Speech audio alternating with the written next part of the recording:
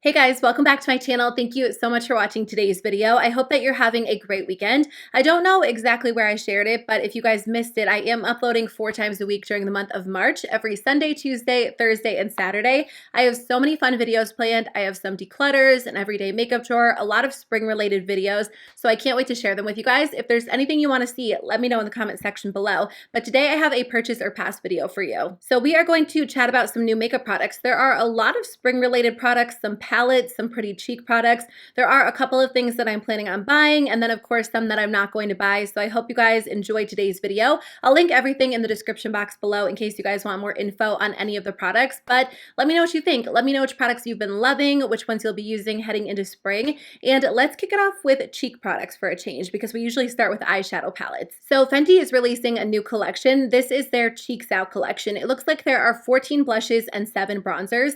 It's described as a creamy, sheer, buildable formula. And at the time that I'm filming this video on Thursday. It's going up on Saturday. So that's not too far away, but a lot can happen within a few days when it comes to new makeup. So if there's additional information like prices and things like that, I'll put it in the description box below. But right on the compact, it does say cream. I don't really get into cream cheek products very much. I do have a few that I like, and I'll wear them on occasion, especially during the springtime, but it's not my go-to formula. So as of right now, I don't think I'll be picking anything up, but I know a lot of people love creams, and I think there are some gorgeous colors. When it comes to cream blushes, I feel like brands release the same 4 shades over and over. So it looks like Fenty's doing some really bright shades, some like pops of orange and pink, and even like a purpley lilac tone. And of course, the bronzers come in a bunch of shades as well. So I won't be buying anything as of right now, but I'm still excited for those of you that love cream products. So if that's you, you might want to keep an eye out for that, because they do look really pretty, really interesting. And I'm excited to see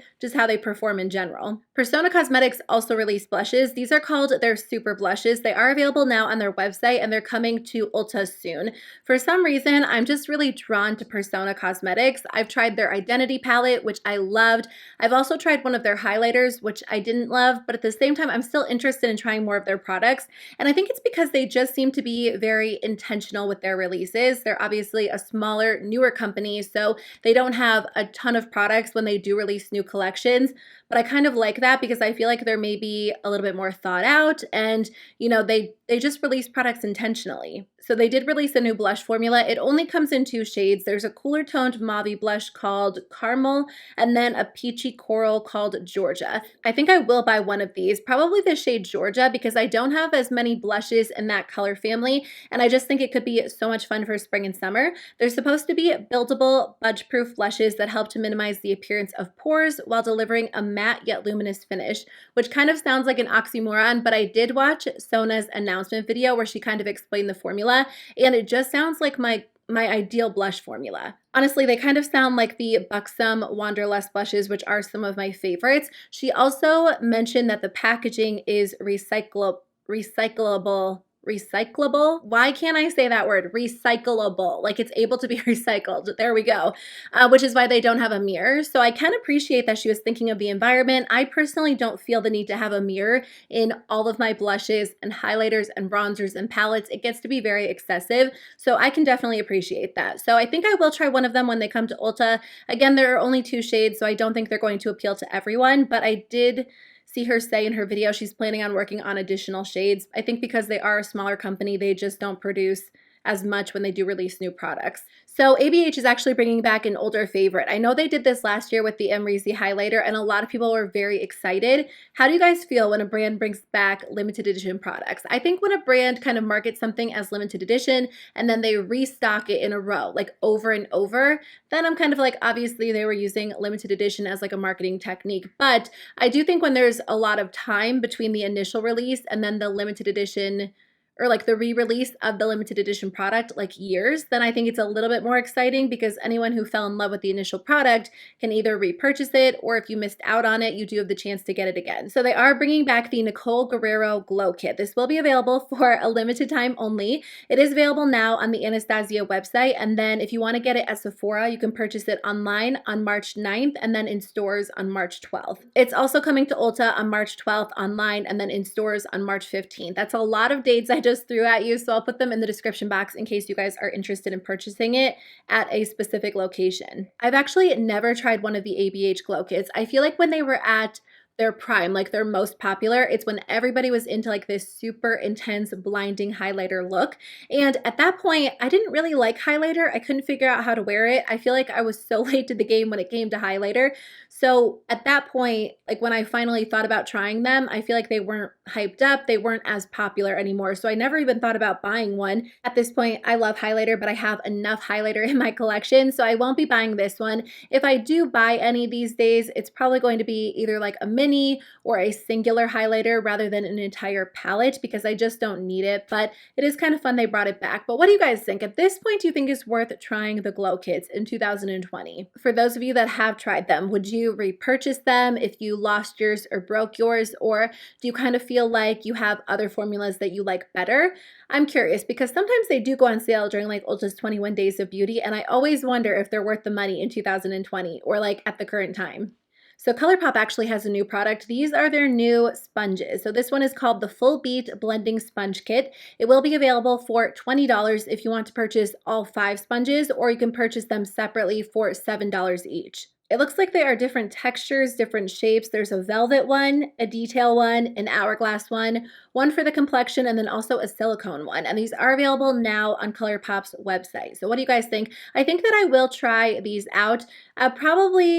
I'm trying to decide which one I'll try. I'll probably grab the complexion sponge. That's the shape that I love to use. My favorite sponges are the Real Technique sponge and then also the e.l.f., like the hot pink sponge from e.l.f. And typically I love to use a sponge to apply my powder, or if I do wear cream products, I like using a sponge as well. I'm always up for trying new affordable sponges to see what's out there. So I think that I will grab one of them. Probably not the whole kit because I don't think I would use the silicone sponge or the velvet sponge, but I am curious to try at least the complexion sponge. Let's talk about the Trendmood boxes. So I've touched on these a few times on my channel in like purchase or past videos. I did share an unboxing of volume 2.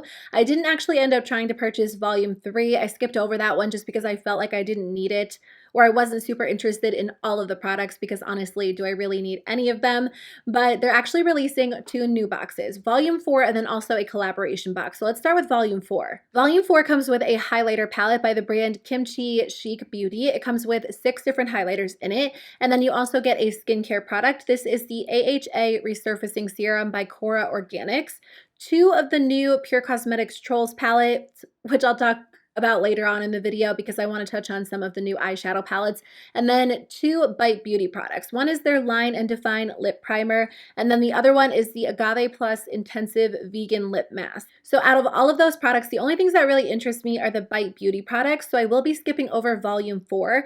If you guys are interested in trying to get your hands on it, I would check out their Instagram. They always have more information about releases, dates, prices. She actually hasn't released a price or a date yet at the time that I'm filming this, so if she does release it by the time it goes live, I'll update the description box. But that being said, I am definitely going to try to get my hands on the takeover box that she's doing with Ole Henriksen. Ole Henriksen is one of my favorite skincare brands, and I definitely want to try more of their products in 2020 because they just seem to work well for me. I've made a pretty good dent in my skincare collection recently because I've been trying to use up a lot of the products that I already have. So I am definitely open to trying a few new products, especially if it's from a brand that I'm really excited about. So again, at the time that I'm filming this, she only revealed some of the products that are going in the box. I usually film these videos, edit them, and upload them on the same day. So there's not like a discrepancy between what I say and then if they release additional information. I feel like because brands release new information and new products so quickly, I typically like to do them on the same day, but I'm just trying to get ahead of the game because I do have a lot of videos going up this month and I want to stay consistent. So anyways, the products she did announce were the Banana Bright Face Primer, which I do own and I love. It's been one of my go-tos lately. The Banana Bright Eye Cream, which is my absolute favorite eye cream in the entire world.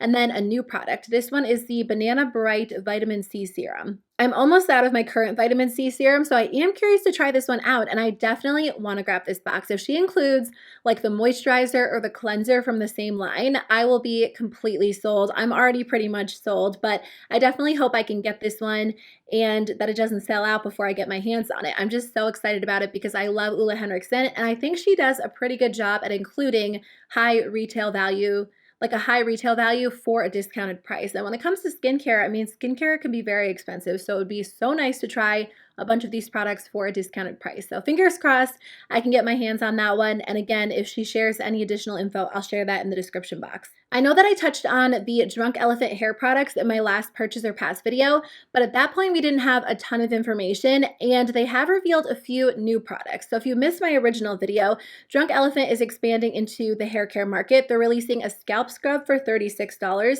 a shampoo and conditioner for $25 each, and then a tangle spray for $25 as well. Last week I told you guys that the prices didn't sound too bad for Drunk Elephant, but I was curious to see how much product was actually going to be in the bottles because for that price point, I assumed we weren't going to get that much product, and they did release a photo with the product amounts. It looks like the shampoo and conditioner come with 8 ounces, the tangle spray comes with 4 ounces, and the scalp scrub comes with 6 ounces. So just for reference, I looked it up. The Briogeo Be Gentle, Be Kind shampoo and conditioners, like the yellow and green ones that a lot of people talk about on YouTube, come with 12.5 ounces, and those are $28. So you do get more product. They're slightly more expensive. I actually purchased the IGK Thirsty Girl shampoo and conditioner for $25 each, and those did come with 8 products, or 8 ounces of product like Drunk Elephant. That's a lot of money for 8 ounces of shampoo and conditioner. I go through shampoo and conditioner very quickly, and I actually did repurchase that line, but I went on the IGK website and got like a jumbo-sized bottle for a discounted price. Otherwise, I don't know if I would have been able to justify the price tag because $50 for 2 bottles of shampoo and conditioner, you know, that don't seem to last that long if you wash your hair pretty often. It just seems like so much. They're also releasing some body care products, which I did not know about last week. They're coming out with a body lotion, a deodorant cream, and then also a body cleanser. Out of the 2 lines, I would be more interested in trying the hair products because I feel like I spend way less money when it comes to like body lotion and what was the other thing? Deodorant. I also go through body products pretty quickly. Like as fast as I go through shampoo and conditioner, I would say that I go through like body lotion even faster. And they haven't released prices for those yet, but I just feel like those might not be worth the money for me. So anyways, all of those products will be available at some point in March. What do you guys think? Are you interested in trying the Drunk Elephant hair products or the body products? So Sugarpill is already back with a new palette. A few weeks ago, they released the first palette in their Capsule collection, and I didn't expect to see part 2 so quickly. I'll put a picture on the screen for you guys of the initial palette. It had some really pretty colors in it, and I thought the shades were just really fun. As a whole, the palette didn't really capture my attention enough for me to actually buy it, but it kind of put Sugarpill back on the radar for me, and I was curious to see what else they would be releasing. The second palette in the collection looks like it has more of a warm-toned, neutral theme with like a few pops of color. I think it's pretty. I definitely have these shades in so many other palettes. I mean, it's like a warm-toned palette with a pop of blue. Out of the 2, I definitely prefer the first one more, but heading into spring, I could see how some people might be interested in trying this one, especially if you are a fan of Sugarpill. I don't know that I really saw any reviews on the first palette because I would be curious to hear what people think of the actual quality. I know Sugarpill's been around for a while. They're kind of known for like their fun, bright eyeshadows. The packaging's fun. It's a little bit different. I won't say the layout bothers me, but at the same time, I don't love it. I wish the pans were the same size. I think like the way that they're laid out is kind of fun, but when pans are different sizes, that does bother me a little bit just because I might end up loving one of the smaller pans and I might run out of it before I do one of the larger eyeshadows. I mean, even as I'm saying that, in the back of my mind, I'm like, you never run out of eyeshadow. Like I rarely hit pan on an eyeshadow because I do have so many palettes and I love to rotate them, but it does happen on occasion. So anyways, I won't be buying this one. It's actually an Ulta exclusive. It will be available soon for $42. And if you guys try it, I would love to hear what you think about the actual quality. The other palettes that I'm just really not interested in are the Pur Cosmetics Trolls Mini palettes. So like I said, 2 of these will be available in one of the Trendmood boxes. There are actually 6 different palettes total. They retail for $18 each. So they're pretty affordable. They're kind of like mini palettes, which I do enjoy a good mini palette. They are available now on the Pur Cosmetics website.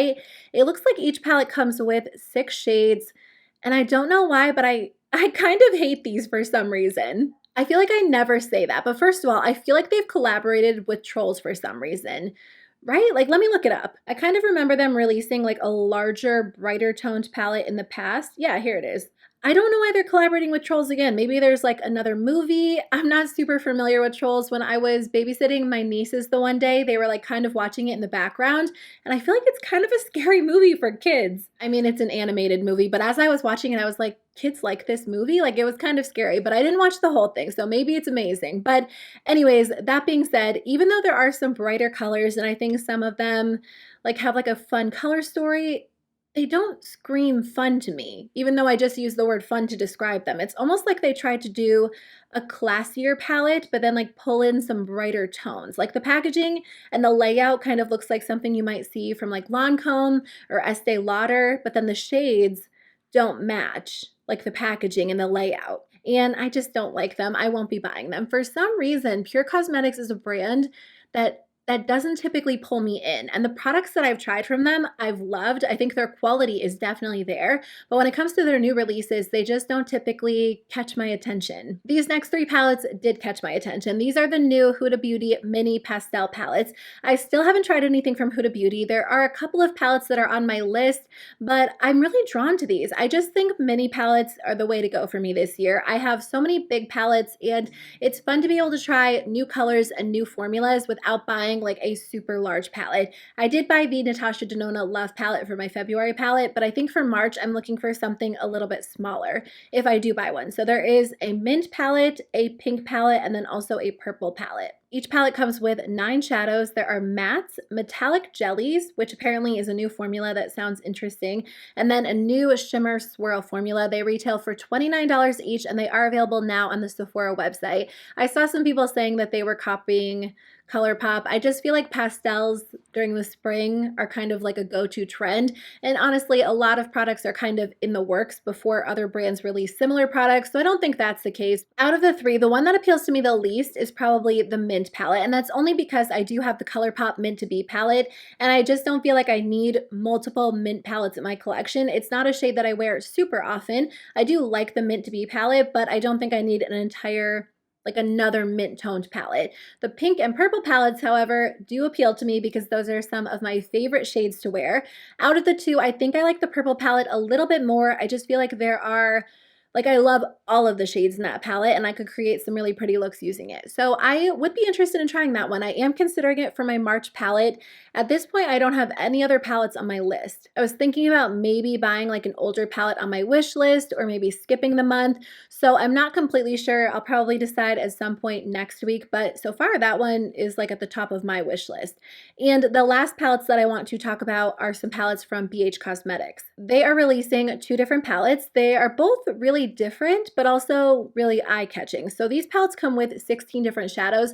When I first saw this picture, I actually thought they were ColourPop palettes for some reason, but they are not. They are BH Cosmetics. They retail for $12 each, and you can find them on the BH Cosmetics website right now. I've been really impressed by BH Cosmetics. I did pick up, where did it go? This is the Vanilla Cream Truffle Blush Palette. I picked this up fairly recently. I've been testing it out. I just filmed a video yesterday on the best and worst new affordable makeup products, which will actually be up next. These videos are going up out of order, but I did include that product and I really love it. So I want to try more of their products. I just think it's a little bit of an underrated brand. I know a lot of people love BH Cosmetics, but I just feel like, you know, out of all of the affordable drugstore related brands out there, that one, it doesn't get as much hype as it should. I think part of it is that a lot of their new releases don't come to Ulta, and sometimes people don't like ordering directly from the brand's website, so that could be a factor. But anyways, I don't think I'll be buying one of these right now just because, first of all, the brighter one, it's gorgeous, but I have a lot of these shades already,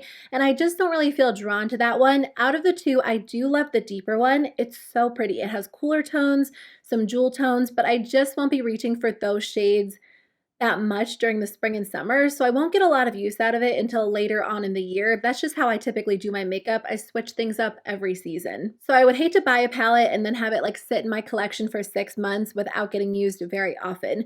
So I won't be buying them now. I think $12 is a great deal. Whenever I've tried BH Cosmetics eyeshadows in the past, I've been really impressed. So if you guys are interested in them and you grab them, you'll have to let me know what you think.